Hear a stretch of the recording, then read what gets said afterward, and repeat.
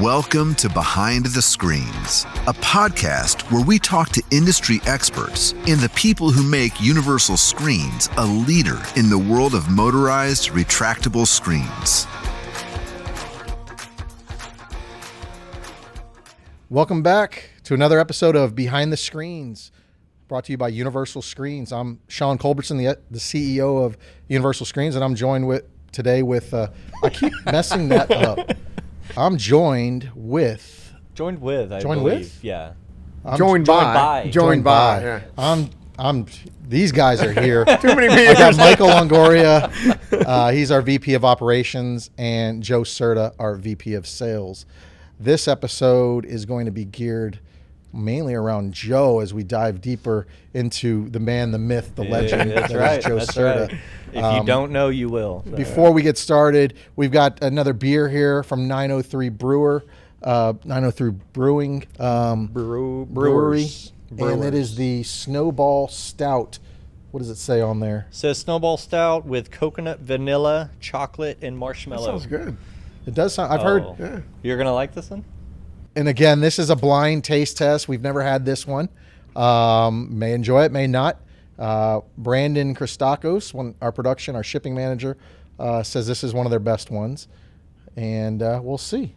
But, all right, so Joe, man, let's go back to how you and I know each other. Yeah. You used to work We're going at a long way back here. a company called Texton right here in Garland, just a little bit south of us. And I had a company with Glenn called Creative Blinds of Texas, and you were my sales That was one rep. of my best accounts. We were a pretty good You account. were. We picked up the Chili's account or the Brinker account, and we did a lot of Chili's restaurants. But you were my sales rep, so let's rewind all the way back to then. Went back, started in 1990 with Texton. I was fresh out of high school. So that kind of tells you I've been in this for about 30 years. Thanks to my mother. She also worked for Texton, and I was just a Texton kid. Is what they called us back then. So did she say, "Hey, come work for us"? Or No. Did you... Actually, it's so funny because the story is that when I was in high school, I would drop, go see my mom, bum money off. I was a high school kid. I had no money. I needed gas. So Mr. Bill Williams, the owner of Texton, he would always see me.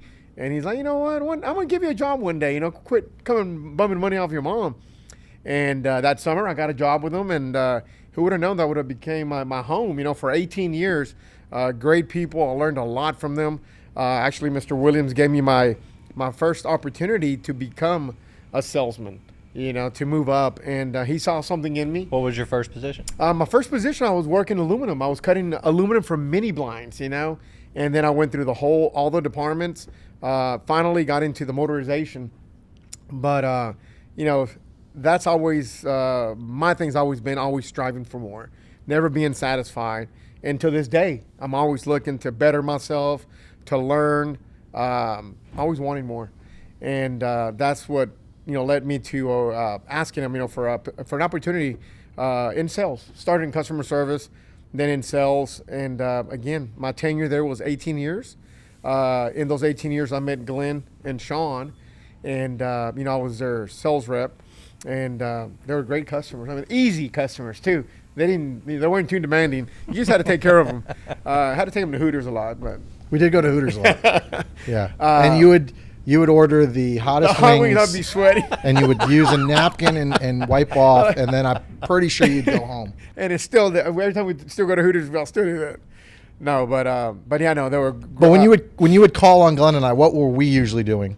Because this was in the heydays, so we had a lot going on. Yeah. But it was kind of like Chili's restaurants didn't require me to do they were much. either playing Texas Hold'em. Exactly. Texas Hold'em or You would come in and we'd be in a tournament online, and I'd tell you to hold on. Let us finish this online poker up, and then we'll go. No, but as a sales guy, I felt it felt good to go visit a dealer that you felt welcome. I always felt welcome. Just updated them, and just actually we're friends. That more than anything, and it's true to this day that in sales, like you mentioned earlier, that it's friendships. It's not just being a used car salesman. You sell and that's it. You forget about them. It's creating that relationship. That's what it was about, and it made my job easier. And I felt welcome. every time I went there. But that's how we got to meet each other. I think I met Glenn before I did Sean, and in that time, just like we do, we had a lot of promotional trip incentives, that Glenn would qualify easily. I think Sean went to a few of them, but that's where I really got the guy. What was Glenn purchasing from you? Wood blinds. Yeah, just they would. wood He was blinds. manufacturing shutters and then doing. So it'd be shutters in the front of the house and then I wood gotcha. blinds. Okay, in okay. the other portion. That was always a common look, like shutters in the front, blinds in the back. Yeah. So, so I met Glenn. So we had that little relationship going, and when I made the move to Glenn and Sean, it was pretty easy. I mean, I felt at home, like I knew these guys for a long time. Didn't know what to expect, making that transition, but look at us now. I mean, And then they start selling more, right? we start And selling more, yeah. Then- well, they started selling more, Yeah. and they became a big customer of yours. oh right? yeah, I mean, at Texton, correct. And then when I came on board, it's when it really the what do you call it, the how do you, it's not the challenge, but the voyage started for me. It's like a new adventure. Yeah. I mean, because So 18 years. Yeah, and you mentioned Bill Williams at Texton, and he recently passed Yes. away, and our condolences to the family.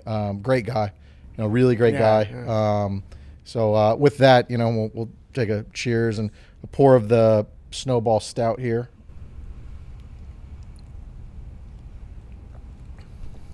Oh man, it is good. It is good. Oh wow. That Yeah. is good. Yeah, yeah. That is I need good. a 6-pack of that. So yeah, you took a huge leap of faith in coming over to our company and joining Glenn and I as we started to distribute this outdoor product. And you were from the interior world, and we knew nothing really about this product. The only thing that I knew about the product, both the retractable screen door and the drop-down motorized screen, was from what I knew of Phantom at Pareto Homes.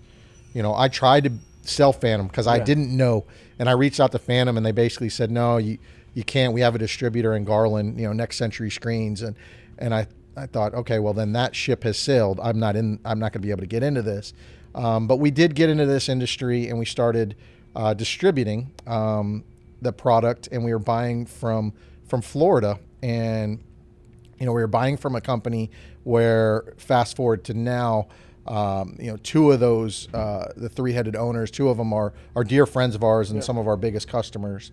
But going back, we got involved in the exterior business. And do you remember our first job that we ever installed? I do. So which one was it? Was it Possum Kingdom, or was No, it I our think it was Nikki Eleaf. Nikki Eleaf in That Frisco? was the first one, yeah. That we installed 4 shades at this woman's house, and we had to return, and I'm not lying, about 30 times we had to return. Now, she was a very attractive woman, so it was easy for us to rebook that appointment. And the other thing is we weren't too busy because we really didn't have a whole lot going on. Yeah. So we everything was good. We got everything installed there, and I don't know if they work now or if she just stopped calling us. Maybe she I calls think they're another still customer. working. I think they're still working.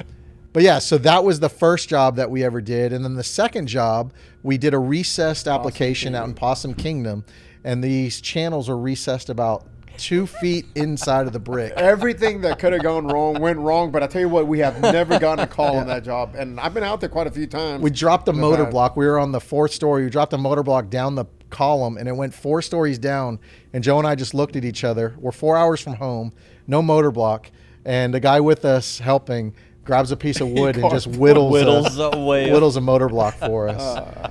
So if we go back to that time, I know in a previous episode we were talking about how much we would pump up Mike about, this is what we're going to do, this is what we're going to be. And you and I would say it often to each other, like, we're going to do this, we're going to grow this.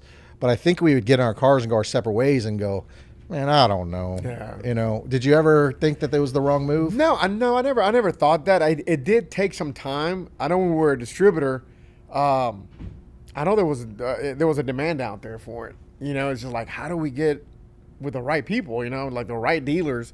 And again, I think when we were a distributor and we went to the roundtables, I think we created a lot of good relationships. So I know we showed a lot of passion with a product, and honestly, I always thought it was a great product. Like it's a gold mine. I mean, it's an easy product. With us being a distributor, we learned a lot about that product. So you think like before that, you're sitting there trying to figure out, how do I get this product out there? But then you go to the roundtable, you start hearing from other dealers, and they're giving you advice. They're telling you. Yeah, exactly. So once we started manufacturing, and actually a lot of those friend, of ours became our dealers, and there was already a trust there. So, because you remember our first roundtable, I think Sean got thrown into the lion then. We didn't know nothing. We were there. We were there. We checked in, and I know they're listening now. So you got Bob Diaz and Barb. They were two of the owners, and they put on an event that we had never been associated with, and it was called a dealers roundtable. And they bring these dealers in to learn from each other. And at the time, we didn't know anything about what to expect or what was going to go on. But now in hindsight, it's one of the greatest parts of the growth of our company, and it's something that we do to this day. Every 2 years we do the same thing. But I do remember we get there and we're sitting and we're new, we're rookies, man. And you have the 2 jobs under your belt. We have 2 jobs under our belt, and both of them are done. And both of them are done incorrectly. And we're there, and I'm not even told that I'm going to speak. I'm just the mic is thrown to me as the opening the opening speaker, and he's like, we've got Sean from Texas who wants to speak. Who wants to speak? I've got less jobs under my belt than the whole, than anyone else in the group, and we got by. We spoke, but then when we returned the next year, things were completely different. Yeah. Because over that next year, we stopped twiddling our thumbs and actually started promoting the product. And we had some confidence because the more installations that we got under our belt, the more comfortable we were with the product. And when we had that confidence start to build, it exuded out of us when we would go in front of these customers and they would believe us. And so we started selling jobs and we started installing a lot of jobs.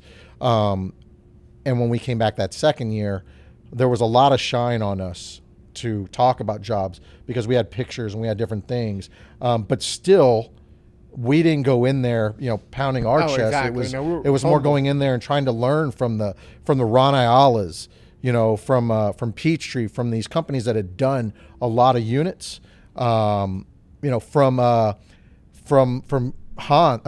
Killian's, someone to this day that's now come full circle and we deal with him as a customer. But back then it was just learning little things about, hey, they put these on garage doors out here, or they do it this way, and taking that knowledge and then applying it when we got home.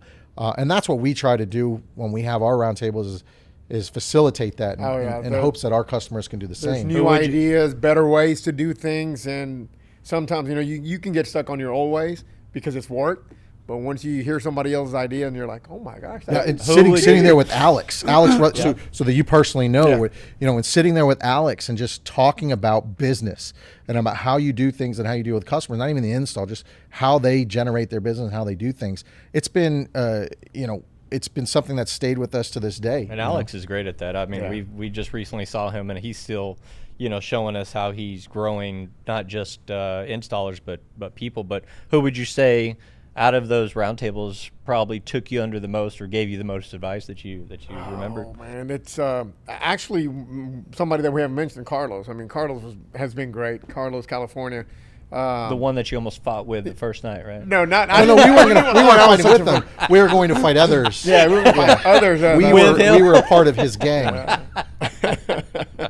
But no, I mean, there's a good group of guys that took it. Fred Jacobs and there's people that we're not mentioning that may be listening that are like, Fred what Jacobs, about me? Stu Beckett, I don't know. Stu Beckett. So many guys that did teach us a lot and that we learned from a lot of, because we never ever came into the situation trying to be pros, better than anyone, and we still don't approach it that way when we go in. Hey, we know this. This is what we do. I'm still, and all three of us are very open to ideas to improve the product, to better the business, better what we do. Because I think when it comes down to it, the three of us have never. We don't have a background in manufacturing, running a manufacturing process. So that's what's great about this company is that, you know, somebody will call and say, hey, have you ever tried this? And we're never like, well, no, it's not our product. We're like, let's try it. Me and Joe will get together. And we'll actually try it in the back. So. Well, so speaking of that, so our background, none of us is necessarily manufacturing this product. You said earlier you were in the manufacturing side and the interior side, and so you knew how to be on the floor and do different things. But we didn't have this. Like, I didn't come as a CEO from you know, another retractable screen manufacturer or another widget making manufacturing company. So when you look at that, why do you feel you're successful with Universal Screens, Joe? Is it more your customer service skills, or is it more the installation skills? You know what? I mean, I've always been hands-on too. I mean, I'm always intrigued and learning, and because I always feel that if you know your product inside out, I mean, it makes life easier. You know, when you can go and present your product, and if you can make the dealer believe in you that, hey, this guy knows his stuff. You know, I mean, I think that means a lot. Again, you got to have a little bit of personality, and I've always been outgoing. You know, easy to get along with, and I think you transmit. Just that humbleness, you know, like you're not BSing anybody, you know, it's like you want the best for them, because at the same time it'll translate good things for you too, you know, as a company. And I think being in sales for this long, that's why, I mean, I have dealers that still deal with me that dealt with me 20 years ago, you know, and they're like, hey, I hear you doing exterior now, you know, and I used to deal with them in the interior, so it means a lot. I mean, but I would personally say, you're saying the sales side, I would personally say the install side, because if you don't know, Joe is our Somfy expert. And if you don't know if there's a step in the process where you don't know, Joe will figure it out and get you there. I've always, you know what, and again, back in the interior world, or the interior, what do you call it? The interior products, when we did Somfy also. So I've been familiar with Somfy, so it's really not much difference from the inside to the outside. But Somfy's always been there.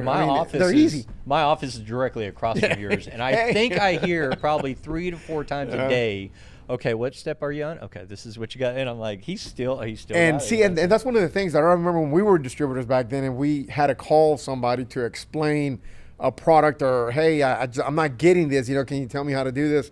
And it's the way we were talked to. You know, it's like I think they were bothered when we had a question. Yeah. And I think me and Sean we made a promise. We would never be like that. We were kind of sad we got treated that way. So we would never make our dealers feel that way, even though sometimes it's kind of repetitive, you know, and it's, you're like, oh my gosh, you still don't have it? It doesn't bother me to explain to somebody how to program or how to or help them figure out what the problem is. So I think a lot of our dealers love that about us.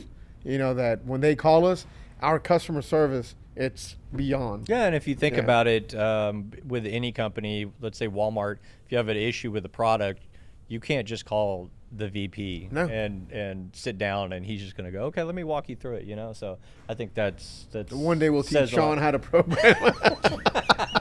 I used to know how to do that stuff, and it is one of the things that I don't lose a lot of sleep about it, but that I've lost that touch with the installation side, because you're doing you're doing more important things, which is taking us to the next level. Steakhouses and wine and dining. Yeah, that's much more. Breweries finding new beers. Yeah. So when we started, at first when we were a distributor before Universal Screens, before Michael came along, you and I had this vision of things to come, and as I sit here today, it wasn't that long of a period, but in the moment, it just seemed like it was taking forever. Like, it just seemed like we had these visions and it was taking so long to achieve any type of goal. Yeah. But as you sit now and reflect, did we surpass what your expectations were? Oh my gosh, man. I think far, far beyond what I expected where we'll be at this moment. I think it happened, and it happened quick. When it picked up, it just picked up. And as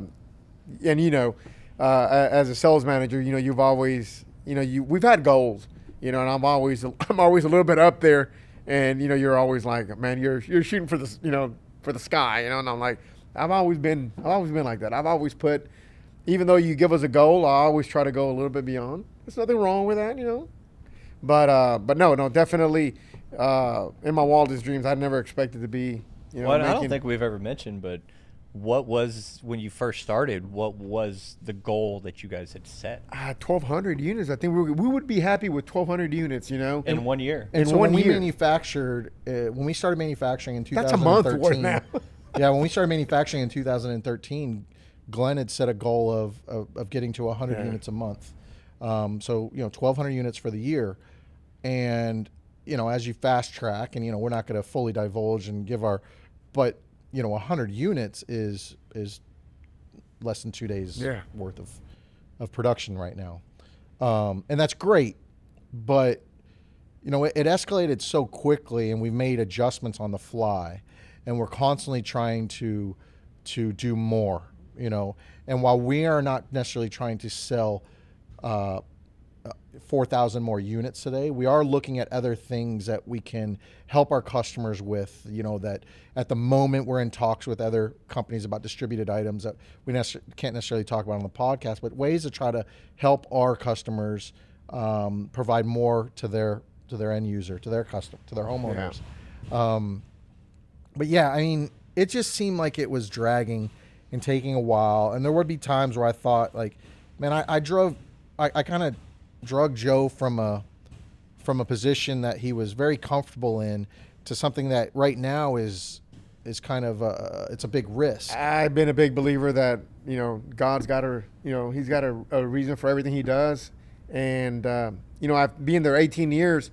It was I don't know. Look at us now. It was meant to be, and so I've only had 2 jobs. That Did one. Did and you this ever one. lose sleep thinking, like, I've got to keep this guy busy. I've got to. I don't think I ever did. And you were probably there because you saw Glenn and I butt heads, and I'm a much different person today than I was 2013 to 15, and maybe that has a lot to do with Glenn passing in 15, that I kind of changed the way I was. I'm an only child, so I internalize everything because I have no one to share that with. I never had a chance to go to my brother and tell him, like, man, mom's pissing me off right now, So I internalized all that until that one day and that one moment, and I just unleash it. And unfortunately, and it's not my better side, you guys have been there and seen that. And I don't think you've seen that in quite a while. And it used to happen, and you could almost bank on it that would happen every 3 months maybe. And so I think a lot of that was my frustrations, that Glenn wasn't putting a lot of pressure on me, but yet he was. Not necessarily on a daily, but it was, hey, we've got all this aluminum, we've got all this equipment, we don't have any sales. What's going on with the sales? You need to get with Joe about the sales. And it wasn't a pestering thing. Yeah. Glenn was a great guy, and I never had an issue.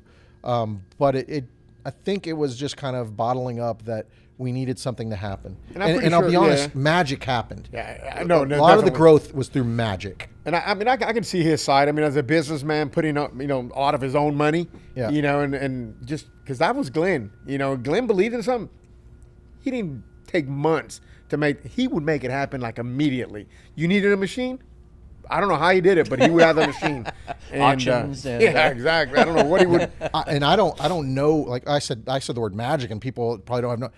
But the growth of this company on 2 different occasions just happened. Yeah. Off of things, And one of those things was what we're going through right now is the pandemic. You were right there in the middle of it. Now I know that you were at home while Mike and I were up at the office 1 week. working, 1 week. and 1 you week. were working out of your. We'll look at the your videos. home I think it was office. 3 weeks. Yeah, we know you didn't put pants on for about a month. Only had a time. Yeah. Reminds me of somebody I used to know. But how did you see things what was happening during that pandemic? It was a crazy ride that we're still on. Yeah, no, I actually, from talking to the dealers, and by the way, it was only 1 week. It's customers were just telling me that it was ridiculous, the calls they were getting. It was like everybody was, they were at home. They wanted to, I guess, make a better living for them since they were going to be there for a long time. So all have nice patios. They wanted to enclose them, then mosquitoes and this and that. And everybody couldn't believe the amount of calls, where's this money coming from? I don't know. But it was, like I said, unfortunately, it's not a good thing, COVID, but for us, it did. Well, were you as shocked as I was? Because my first thought is the cities are shutting down, gonna things affect like that yeah. is, and people losing their jobs on top of that. Me, and this is just the way I was grown, I've kind of reserved on my money spending as it is.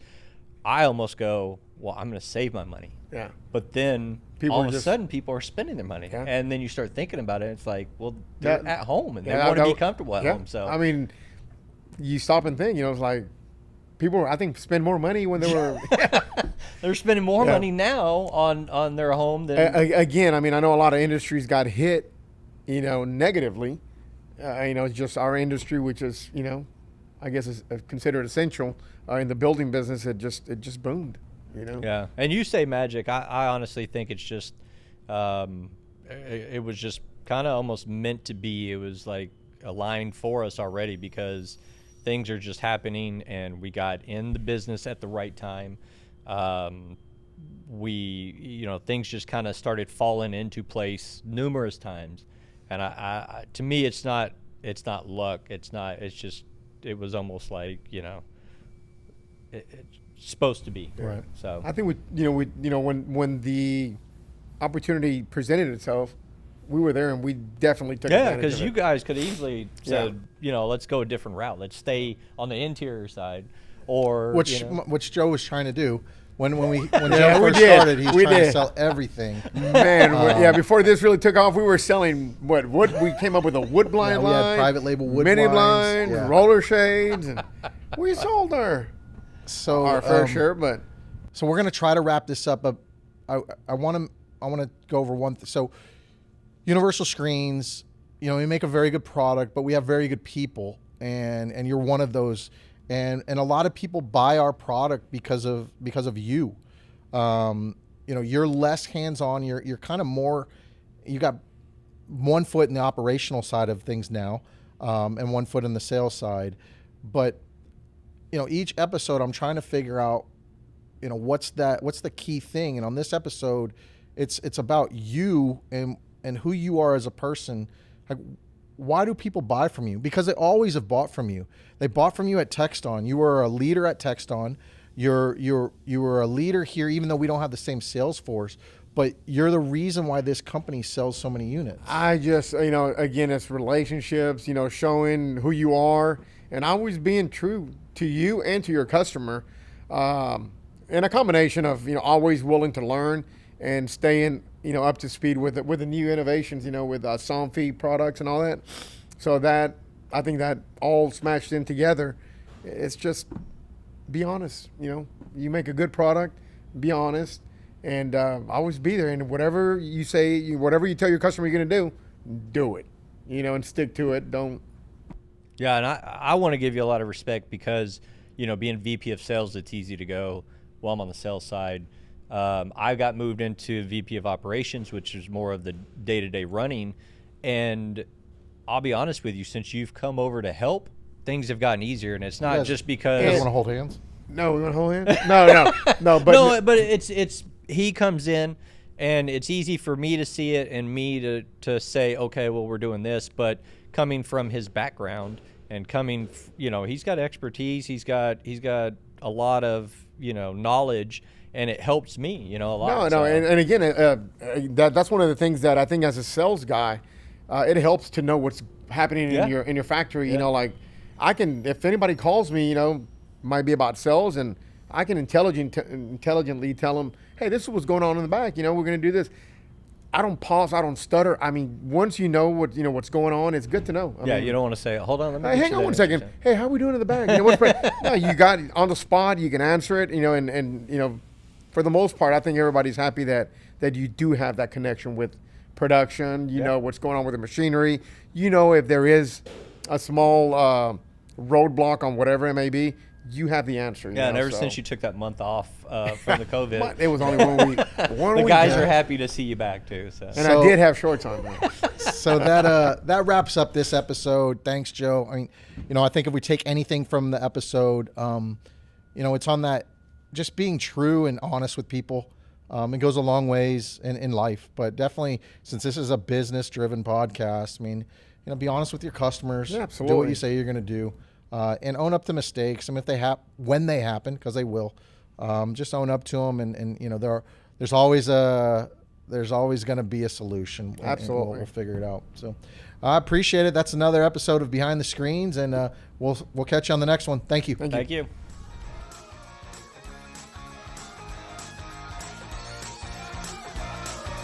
Thanks for listening to Behind the Screens. Don't forget to follow us on your favorite podcast player and leave us a review.